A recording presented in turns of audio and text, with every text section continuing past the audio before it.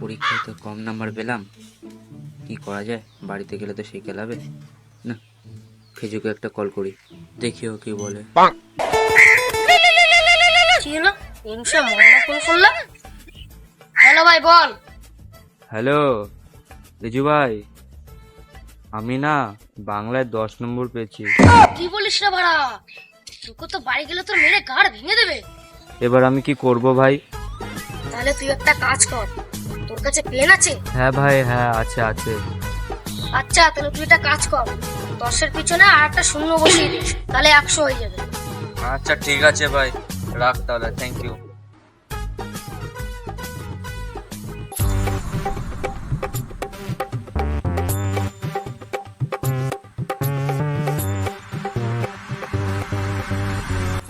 মদন ভাই কত পেলি?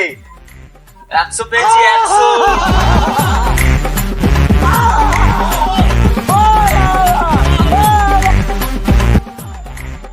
বাবা বাবা, হ্যাঁ বাবা বল। আজকে না বাংলার পেপার বেরিয়েছে, তোমার একটা সই লাগতো, সইটা করে দাও তো। কই দেখি চশমাটা। কি গো শুনছো? তোমার ছেলে 100 নম্বর নিয়ে এসছে বাংলায়। কততে পরীক্ষা ছিল?